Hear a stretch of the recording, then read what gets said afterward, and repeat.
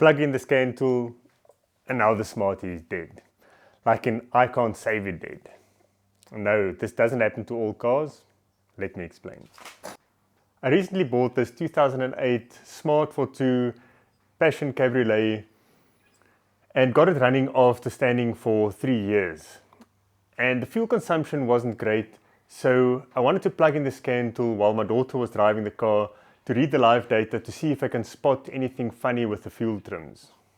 I stopped the car, it was still idling, and as I plugged in the scan tool in the OBD2 port down there, which I've done many times before, the dash lights just suddenly went out, dead. The car was still running, the aircon worked, the lights worked, the horn worked. Everything was still working, except the dash was dead. And the car wouldn't go into gear. This thing wouldn't move. So I thought, okay, switch off the ignition and try again. So I switched it off, switched it on again, dash still dead, no cranking. Car just dead. So to be clear, I didn't try to change any adaptations or code anything or clear codes. I just plugged it into the port and pressed, I think, auto scan, and it all died. Okay, the Safari expert is towing me. The smart car is dead. I plugged in the scan tool while it was running, and it must have blown a main fuse or something because the dash is just completely dead. We'll see. Over the next 2 days, I checked every single fuse in this SAM unit or fuse box. I also disconnected the battery for a day, charged it fully to let the ECU reset. I removed that relay down there. I removed the SAM unit and checked the fuses on top of it. I even started reading up on and watching videos on how the CAN bus works and measured voltages at the OBD2 port. I unplugged the dash, read the pins there. It didn't all make sense to me, but it was just dead completely. And I learned that the communication goes through the dash to the transmission and the ECU. It's like a handshake where everything needs to be verified before the engine starts. So eventually I phoned a smart car specialist. It's very well known in South Africa, and he was super helpful over the phone, and he explained that these cars are super sensitive to any scan tool other than the Mercedes dealership tool, that X-Sentry system. So that's the only thing you ever plug into these cars, because when you plug in other scan tools, generic scan tools, even the more expensive ones, it sends messages that confuses the computers, and it basically collapses the whole system, or the ECU goes dormant.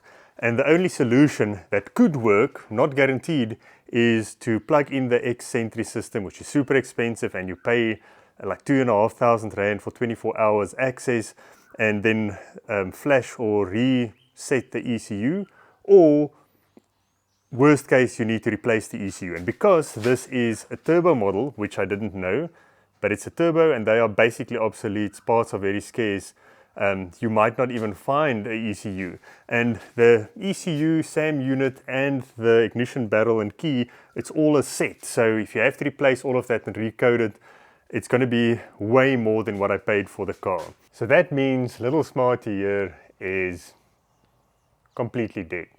Rest in peace, Smartie. Now the next question I had was, is it safe to plug in these scan tools, which I featured on this channel before, in cars like this 2012 Honda Jazz or that 2007 Fortuner back there, or even the Jimny? And the answer is, as far as I can tell, yes, it's completely safe. These cars are designed to take generic OBD2 scanners. I think they made it law that every car should have a OBD2 port. So these cars, or most cars, are not that sensitive. It's not like the whole system will collapse when you plug it in. They'll just ignore any codes that run while the engine is running. But one thing that I have learned now, and someone mentioned it in a comment earlier, or no, it was on a Facebook post, is you should never plug in the tool while the engine is running. Now, I have done it on this Honda, I have done it on that Fortunate there. It didn't make any difference, luckily, but from now on, I will always plug in the tool, let it initialize or turn on, then switch the ignition on, let it start speaking to the car, and only then start it if I want to read live data, because the live data is really where the value lies in tools like this, and I use it often to diagnose issues, and that's also how I figured out what's wrong with that chimney. I made a video on that somewhere on this channel. It was a small issue. Anyway, so will I keep using the scan tools? Yes, I will. I will be a lot more careful going forward. But unfortunately, I think this is probably the last video you'll see on the Smarty, because it's getting a new home, someone that can fix it. I can't. I live in the middle of nowhere. There's no one with the X-Sentry system that I know of anywhere in a 500k radius.